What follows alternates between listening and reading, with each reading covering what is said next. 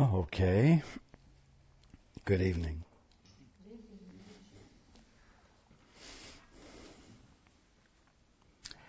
And welcome to everyone who's joining us on the internet.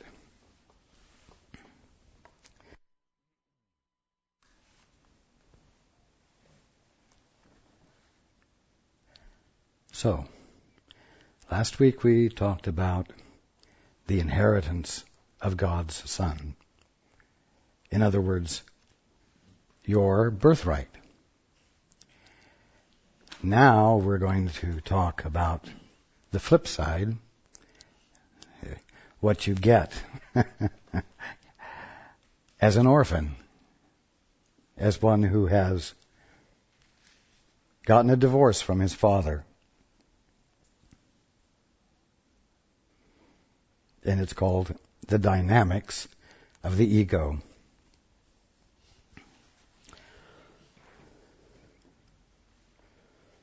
One might think that the best thing you could do would be to constantly give your attention to the truth about you and what your inheritance truly is.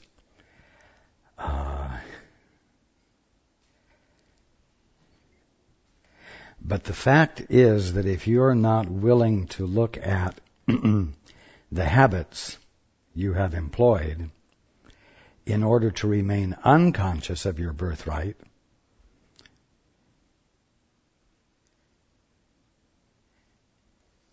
they will persist.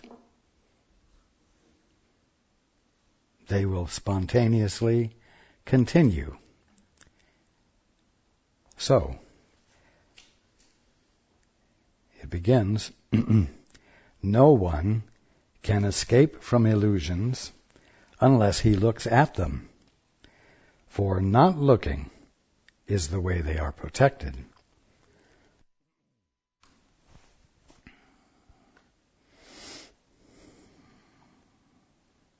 There is no need to shrink from illusions, for they cannot be dangerous.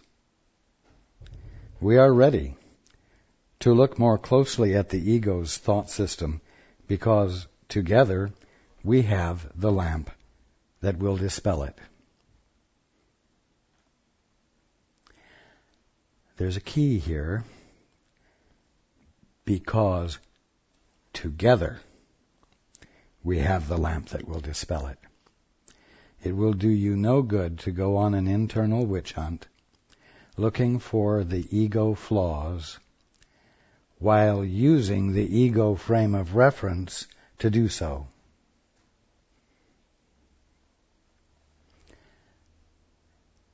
Such an endeavor will be discouraging, depressing, and will further confirm your lostness, because there's nothing in the frame of reference that has access to more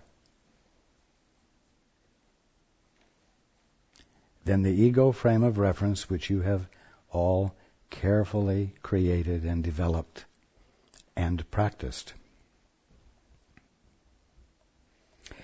We are ready to look more closely at the ego's thought system because together we have the lamp that will dispel it.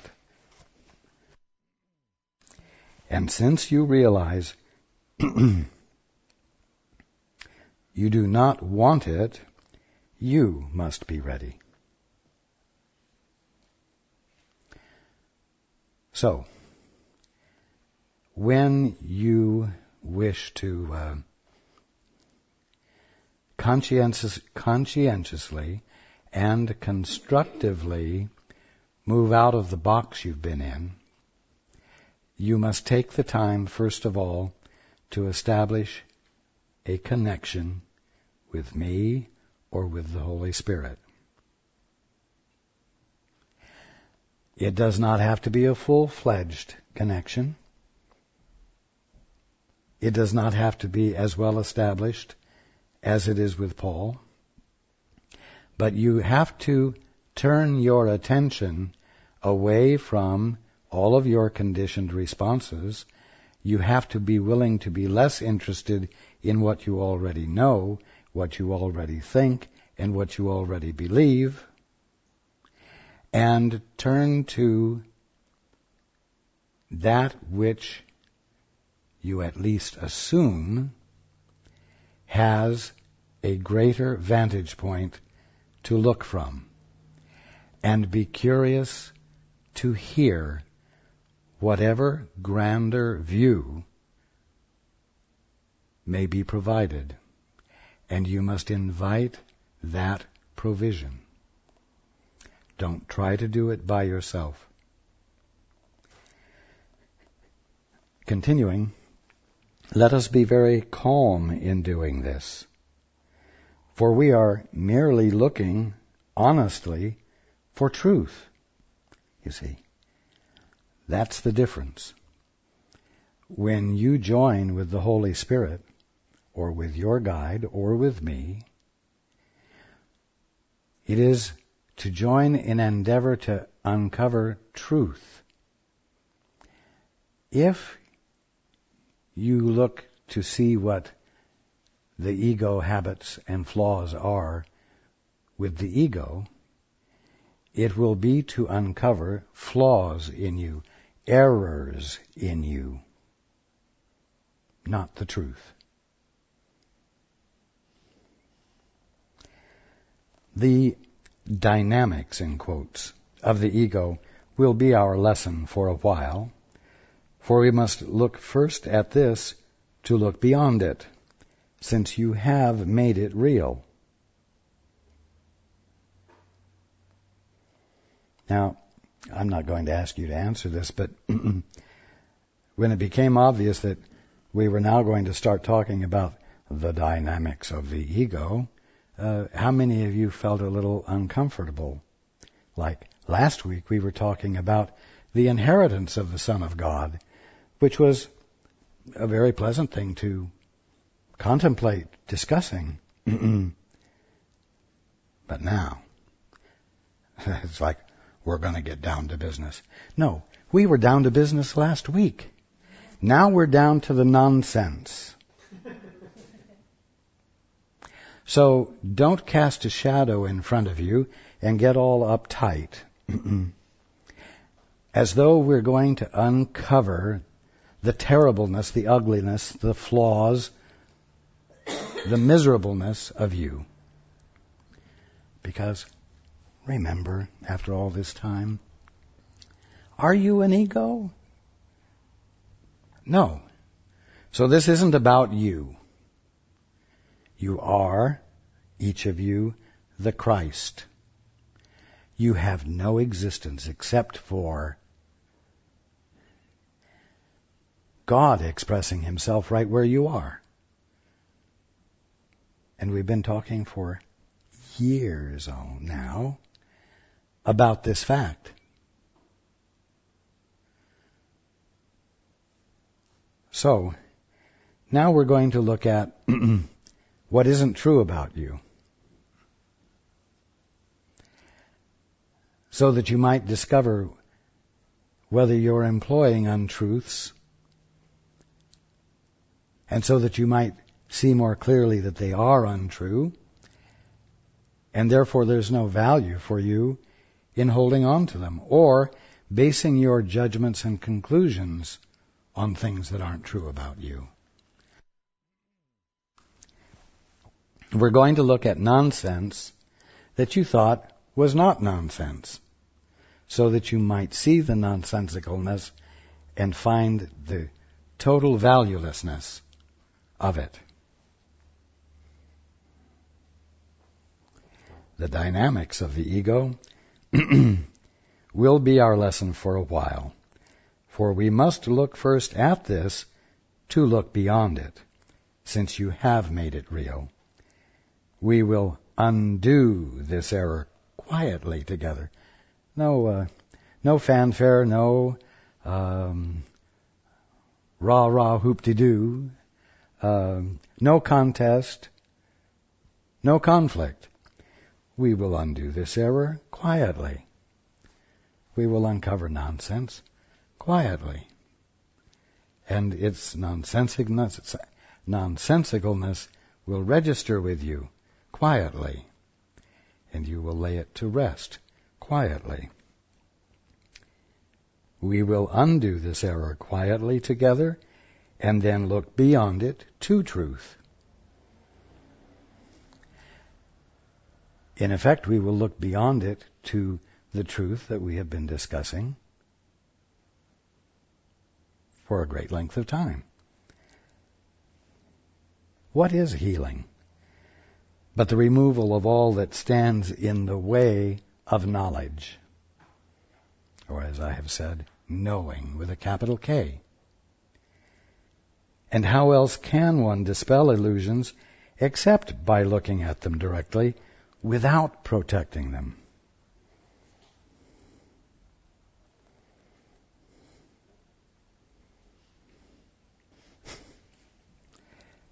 Well, what does that mean? How do you look at them directly without protecting them? And what are we going to be looking at directly? Well, let me put it this way. If somebody, seeing the truth about you, says to you, you know, today you're really off the beam. And what you just said is an example of it. Do you see it? Oh boy, the hackles on the back of your neck rise, and you say, who do you think you are? You think you're my teacher? What right do you have to approach me this way? Wow. If that isn't protecting them instead of being willing to look at them directly, I don't know what it is. And to tell you the truth, looking at them directly without protecting them describes something this basic. Watch yourself. And I said this last week. Watch yourself during this coming week and pay attention to when you become defensive. Because when you become defensive, you lose your mind. What I mean by that is that when you become defensive, you move into boilerplate responses.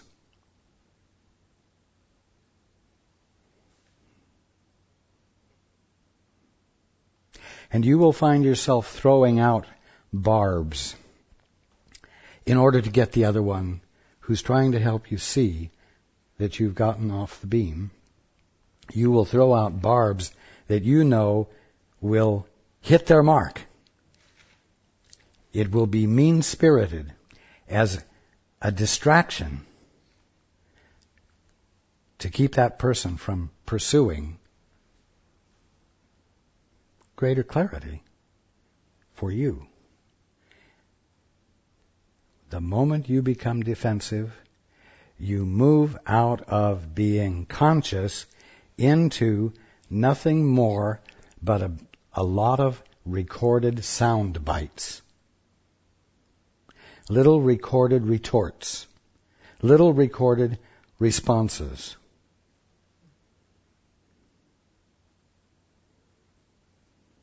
You will have gone unconscious. Why? So that you will not have to look at a need for change.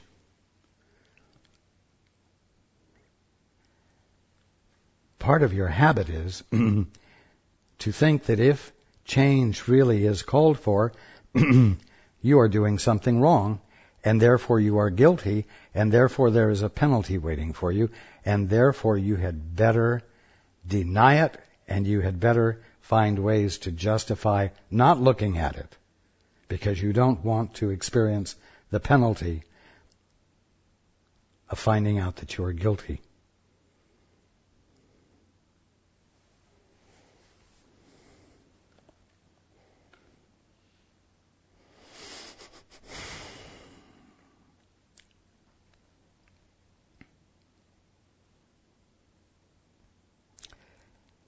Be not afraid. therefore. For what you will be looking at is the source of fear. But you have surely learned by now that fear is not real.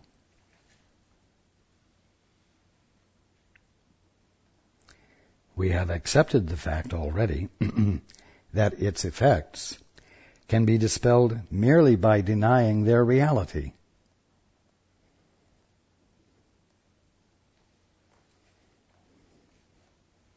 You all have found that out, even though you don't practice dispelling them merely by denying their reality consistently enough.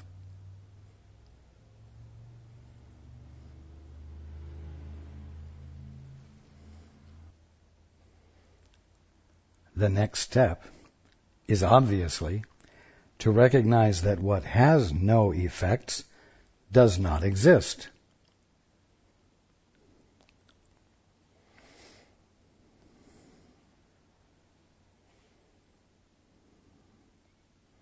Fear has no reality because it finds no place in God. If it finds no place in God, it has no place in you because God is all there is of you. Excuse me. God being all, being, actively, dynamically being all, is the non-existence of fear in you, and is the non-existence of anything unlike Him in you. And that state is the state of your being at this very moment, even if at this moment you are seeming to experience fear.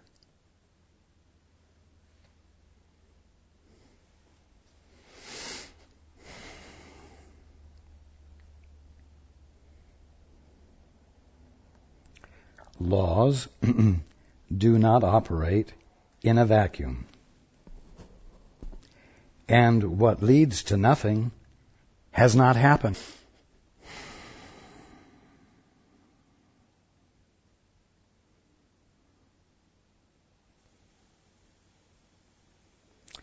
If reality is recognized by its extension, which has a capital E, if reality is recognized by its extension, what extends to nothing cannot be real.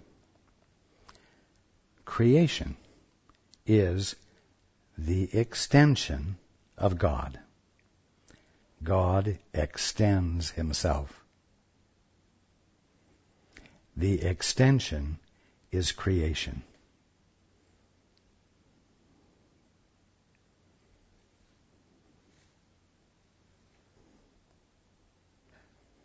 Extension is experienceable. Extension, as I've said before, is perfectly tangible to the mind that formed it. There is creation. It is what is meant by the word extension. If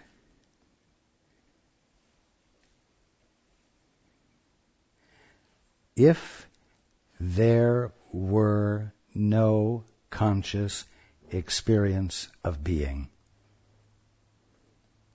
as what you call creation, there would be no God. And conversely, if there is no ego as a fact, then what it thinks it extends is nothing.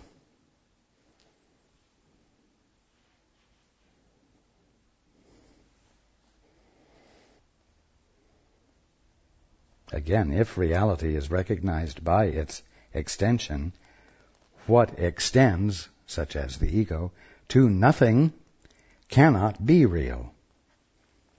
Do not be afraid then to look upon fear, for it cannot be seen. That's the miracle of being willing to look at what seems to be fearful to you. Because when you look at it, when you honestly look at it, without trying to hide it from yourself, without trying to avoid it, you find nothing there. And that is when you experience healing of whatever the effects seemed to be of your belief that it was there and that it was real.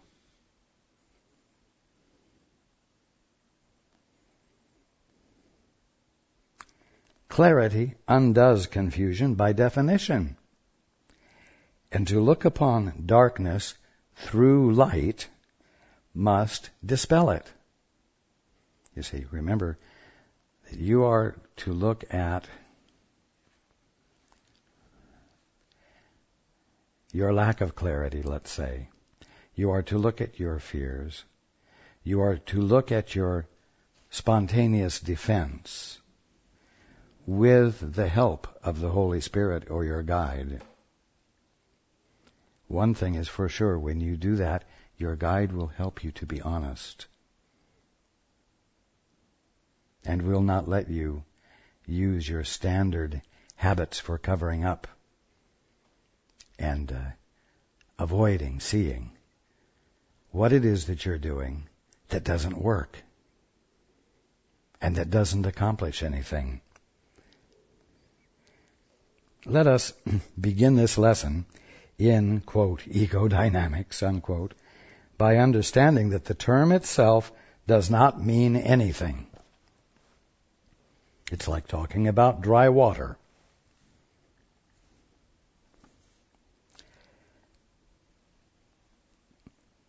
In fact, it contains exactly the contradiction in terms which makes it meaningless. Dynamics implies the power to do something, and the whole separation fallacy lies in the belief that the ego has the power to do anything.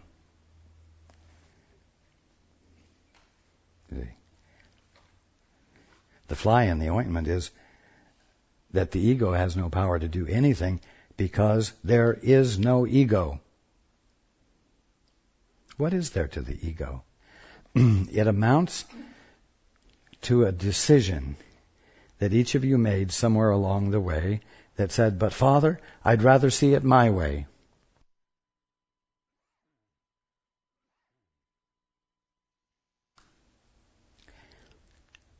It was an act of self-assertion, and an act of assertion that did not arise out of the Father's movement in you as you. And as we've said before, the moment you did that, the moment you claimed a right to be able to see things without the Father, you lost your identity.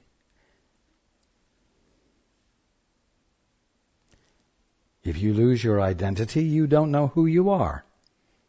Anyone who is experiencing amnesia does not remember who they are. And they have to develop a new identity based upon whatever experiences they're having in the middle of their amnesia.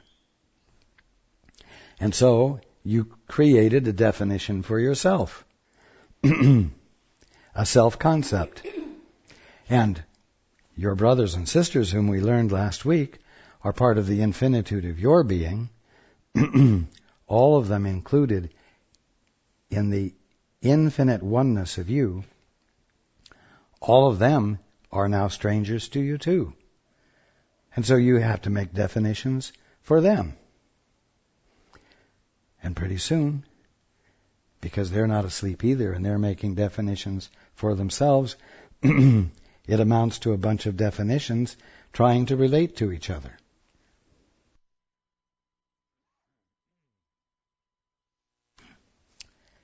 instead of the real ones that they are, knowing that they are all one because they are their Father's son or daughter.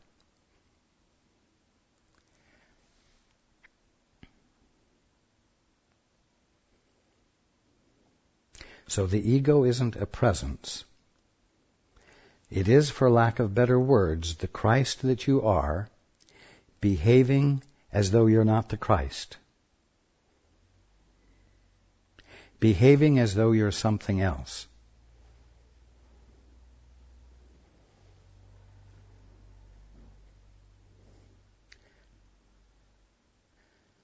You see.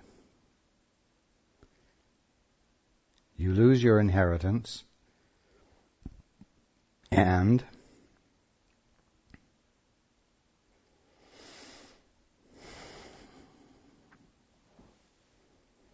you lose conscious awareness of your inheritance.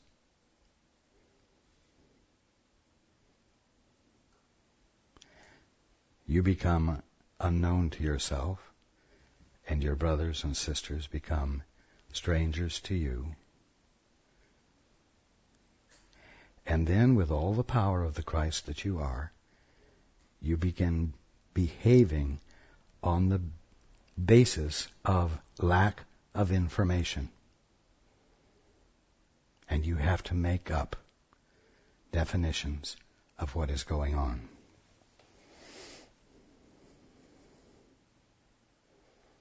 And then you begin to think that this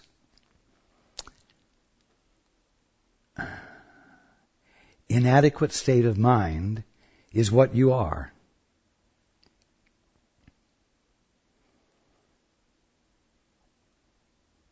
And then you have the task of making something more adequate out of this inadequateness that you are.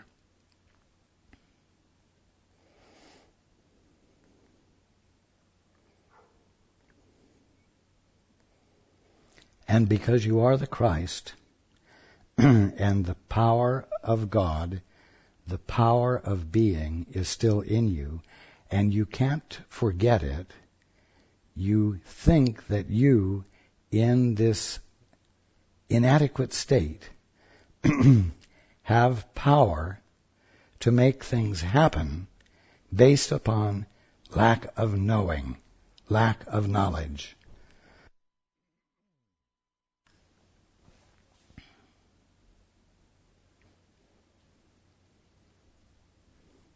And you exist, you might say, in a state of unconsciousness, thinking that you are conscious.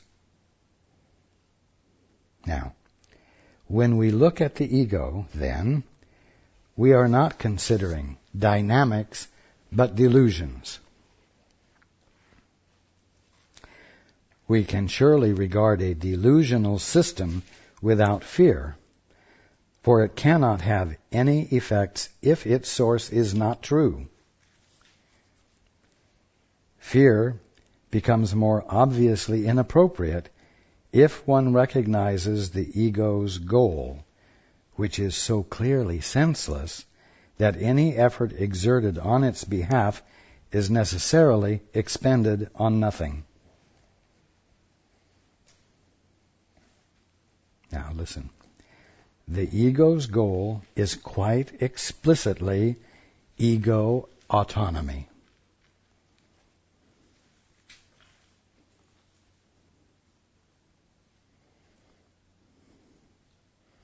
This little inadequate sense of presence insists on stating that it has the power to be autonomously inadequate and become something of significance and actually accomplish things.